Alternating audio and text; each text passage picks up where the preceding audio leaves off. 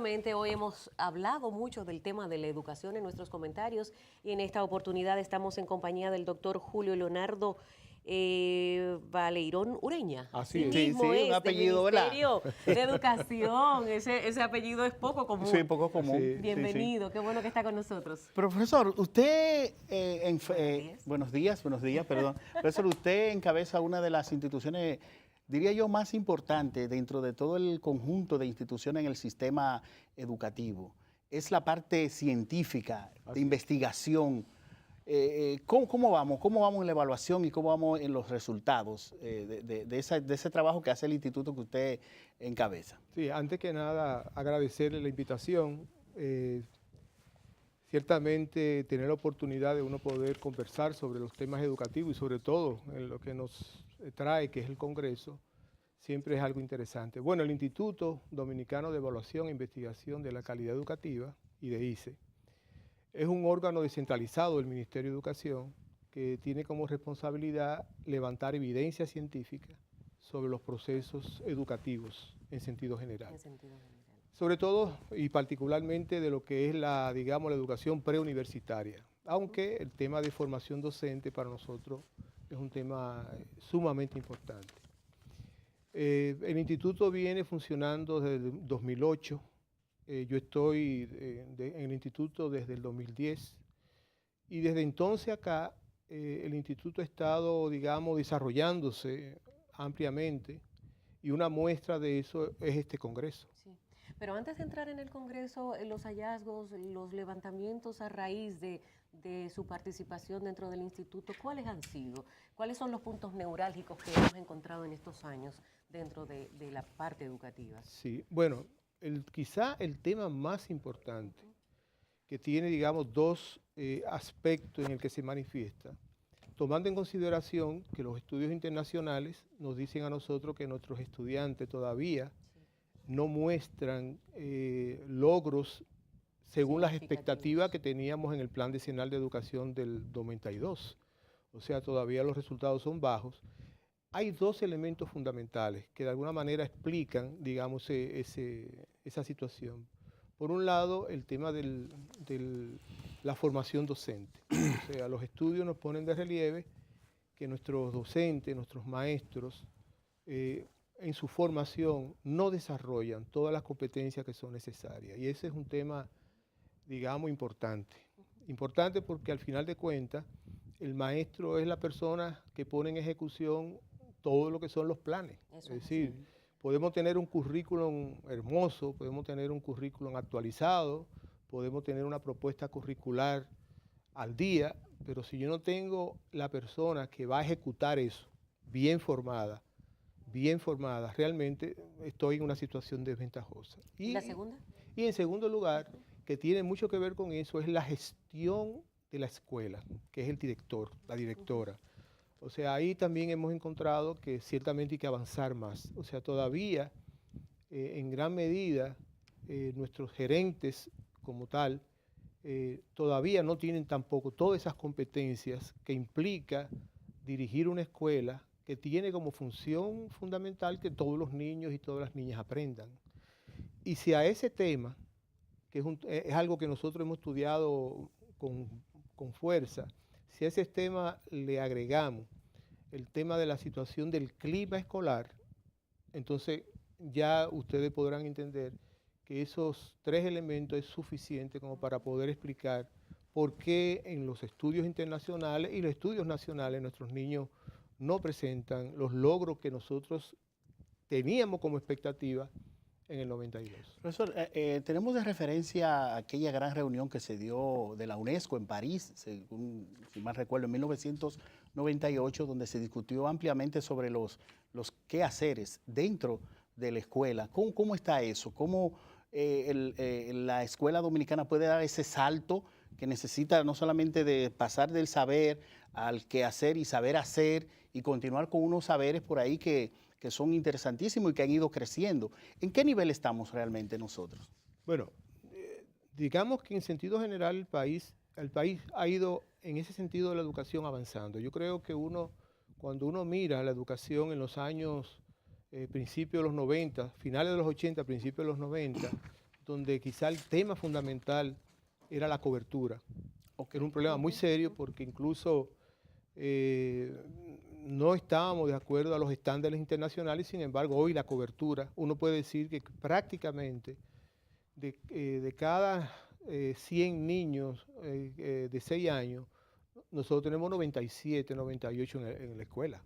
Y eso es una gran cosa. ¿Y esa masificación no es una debilidad también? No, bueno, siempre la masificación trae otras consecuencias, es decir, no es lo mismo usted tener una escuela y un aula, por ejemplo, con 30 niños, con 25 niños, a tener un aula con 50 niños. De hecho, el esfuerzo de este gobierno de poder construir todas las aulas, cuando el gobierno entró, teníamos un déficit acumulado de aulas de 34.000 aulas.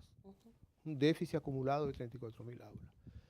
Bueno, en el gobierno actual se han construido muchas aulas, todavía hay un déficit, es decir, todavía no tenemos todos los planteles escolares necesarios, todas las aulas necesarias. Avanzamos, digamos, en poder ampliar la cobertura. De hecho, un tema que era muy complicado eran los niños inclusive de 5 años. ¿Quiénes llevaban a sus hijos al preescolar? Bueno, la clase media alta tenía acceso al preescolar, pero el pueblo más pobre no tenía eso. Y sin embargo, hoy tenemos que prácticamente un porcentaje bastante alto, casi cerca del 65%, 70% de los niños de 5 años están en las escuelas. Todavía con dificultades. Hicimos un estudio justamente sobre ese tema, preguntándole a la familia que por qué razón, si tenía a disposición muy cercana de su casa, de su familia, tenían una escuela que ofrecía el nivel inicial, ¿por qué no lo hacían? ¿Por qué no lo mandaban? Y miren, las respuestas son, por un lado, los niños, sobre todo en la parte rural, trabajan. O sea, ya a los 5 años el niño está trabajando en el campo con el papá o cuidando a los niños más pequeños en la casa. O sencillamente nos decían, no, pero ahí lo que se hace es jugar. Como si jugar no es un proceso de aprendizaje también, ¿no? También, mire, don Julio, yo no puedo dejar pasar su participación por nuestro espacio sin que hagamos esa reflexión del por qué tanta violencia en las escuelas. Y no es que cuando nosotros íbamos a la escuela no veíamos pleitos, ¿verdad que no, José? Veíamos amiguitos que peleaban con otros, de repente una que otra amiguita que se disgustaba con la más cercana por una hermana, peleaba por una hermana, por una primita. Pero ahora vemos a los jovencitos dándole golpe a las niñas y viceversa, una violencia terrible.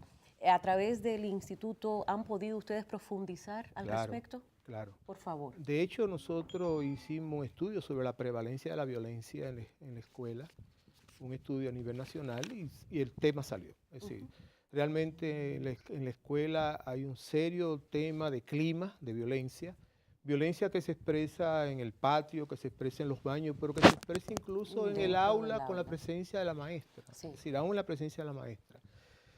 En un estudio que se va a presentar en este congreso, que se llama Serie STAR, de la violencia en la escuela, y que es el tema de tesis de doctorado de la doctora Berenice Pacheco, es un estudio que muestra un tema interesante. Dice, mira, en la violencia para los estudiantes es parte de un juego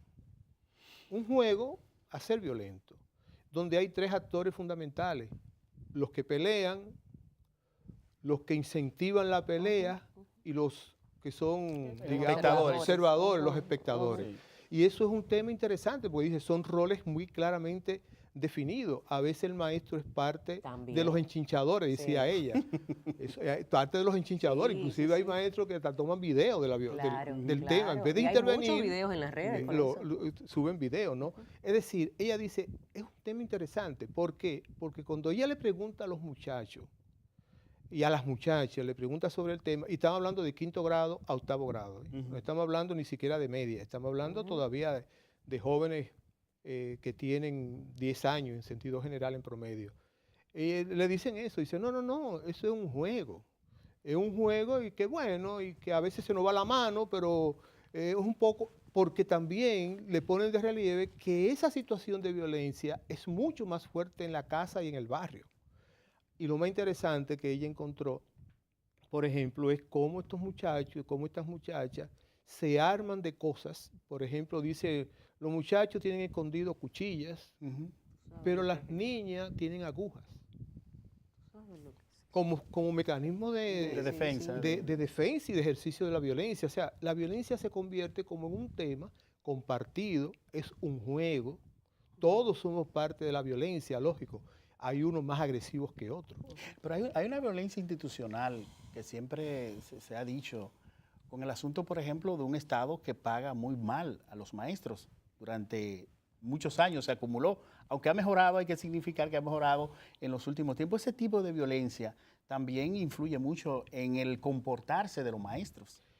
Bueno, yo creo que, que uno no puede obviar que ese tema es un tema estructural.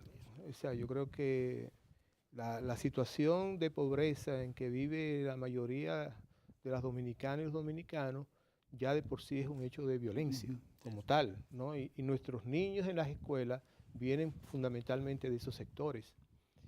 Y yo creo que esa es una situación que uno no puede obviar definitivamente, ¿no? Digamos que la cultura de violencia no es una cultura de la escuela. En la escuela se reproduce, refleja. se En la refleja. familia, claro. Ustedes hablaban ahorita del tema del embarazo adolescente. Exacto, un Bueno, tema de Ese es un tema que está en la escuela también, Sí, sí, sí. que está en la escuela. Ahora, en esa lógica de la violencia y en ese estudio que va a presentar la doctora Berenice, hay un dato muy curioso. Los muchachos dicen que ellos no, como que no sienten ni la necesidad de las relaciones de amistad, Wow. Ujú. niñas Eso es grave. y niños. Sí, sí, sí, Es sí. decir, como que las relaciones afectivas de amigos, bueno, eso no. Es como esa relación de agresividad, de agresión entre ellos, porque como que no hay confianza en el amigo, no hay confianza en el otro, en la otra persona. Eso es un tema serio, que hay que Sí, trabajarlo mucho, muy mucho. seriamente, Ujú. porque entonces hay una dimensión afectiva que no se desarrolla. Exacto. O sea, donde esa niña o ese niño y la importancia que tiene la amistad, sobre todo en esa época de la vida, en la adolescencia, la importancia que tiene mi grupo de referencia, que es mi Sí. grupo de amigos, si yo no tengo esa oportunidad de desarrollarla, ¿qué me queda? Exacto. ¿Qué Profesor, individuo será? ¿Cómo convertir ese pleito que se da en la escuela, que usted mismo ha dicho que la experiencia que han sacado de ahí es que lo ven como un juego? ¿Cómo convertir ese tipo de juegos violentos? Porque hay algunos incluso que nos enseñaron desde niños que de por sí son violentos, es un juego más de competencia amigable y de que esa relación que se ha perdido vuelva otra vez. Fíjate que eso es un tema importante porque la discusión que teníamos incluso con la autora del estudio era cómo esa fuerza, esa pasión que está en los muchachos no tiene otro mecanismo de canalización que no sea ese.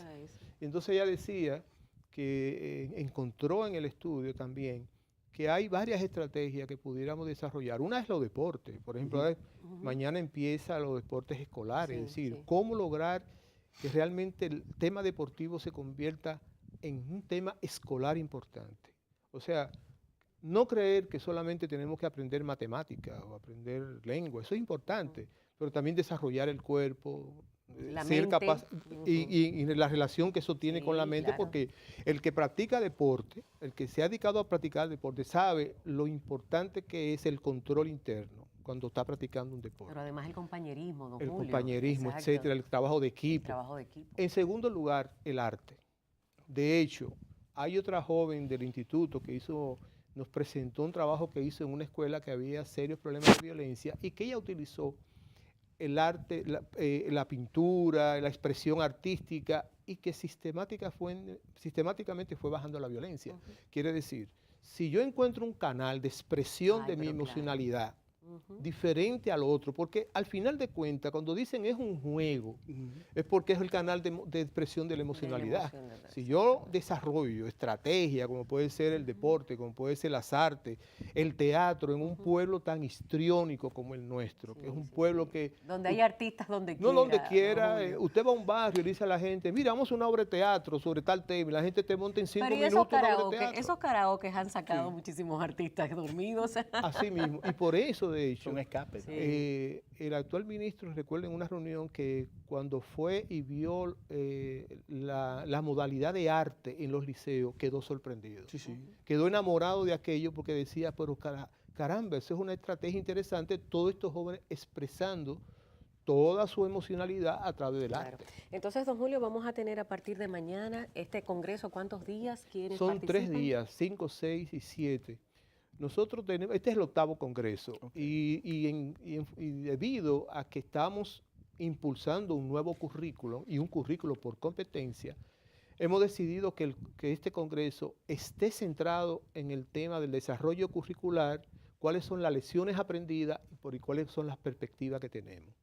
Y de hecho, para poder abordar todo esto, nosotros tenemos 3 conferencias internacionales, vamos a tener 3 conferencistas, uno de la Universidad Complutense de Madrid, de la Universidad de La Coruña, vamos a tener un representante de la Coordinadora Centroamericana de Educación y Cultura, Jorge Rivero, Mercedes González y Juan Miguel Pérez Cabello van a estar con nosotros presentándonos sus ideas sobre el tema, uno sobre el tema realmente de cuáles son los retos que implica el tema curricular, otro sobre el tema de las competencias. El currículum actual es un currículo por competencia.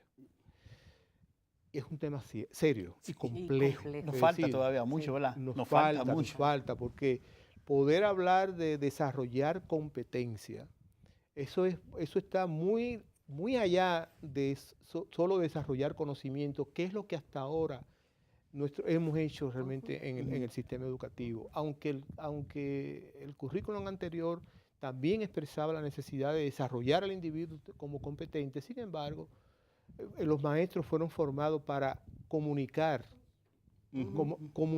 comunicar conocimientos, no desarrollar competencias.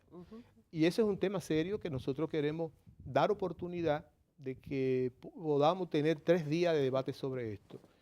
El segundo día se van a presentar 48 investigaciones por unos 73 investigadores, y ahí hay todos los temas que se pueden imaginar. El tema de los discapacitados, ¿hay algún tipo de trabajo al respecto? Hay estudios sobre eso. Sí. Por ejemplo, más que de discapacitados, hay 2 estudios interesantes que tienen que ver con la escolaridad en niños autistas y escolaridad en niños con cáncer. Wow. Primera vez que en el país se hace un estudio sobre la escolaridad con niños con cáncer. Yo recuerdo que cuando el joven, que es un joven que surgió de un programa nuestro que se llama El Joven Investigador, él nos planteó el tema, y cuando tú te interesas en este tema, es que dice, sí, mire, hay muchos niños con tema de cáncer. Bueno, se sumergió en la investigación y los resultados son sumamente interesantes porque son niños con un deseo de estudiar, padeciendo una enfermedad como el cáncer, una enfermedad catastrófica, ¿no? Es un estudio revelador de que el sistema educativo tiene retos fuertes. El tema del autismo es un reto fuerte, es decir, el autista no es ningún niño anormal, el autista es un niño que tiene un cerebro que funciona diferente. Funciona diferente. Pero nuestras escuelas no lo ven de esa manera, inclusive los padres ni siquiera lo ven. No, porque la escuela tiende a homogenizar. Sí, exacto. La tendencia de la escuela es a tratar a todos por igual. Aun cuando el currículum dice que asume la inclusión como política, es decir, la diversidad. Pero sigue siendo excluyente. Sí. Pero seguimos con prácticas excluyentes. Prácticas excluyentes. Entonces, ¿va dirigido este congreso a quién, don Julio? Mire, para las personas que quieran participar. Sí, no, el congreso está dirigido al sector educativo. Claro, ahí también se congregan muchas otras personas. Nuestro público principal son maestros, directores y técnicos del área curricular. Perfecto. Porque el tema es curricular. Sí, claro. Y para que tengan una idea, nosotros tratando de que no seamos excluyentes de las zonas más lejanas, Sí. el instituto trae a unas 300 personas y la hospeda en el hotel.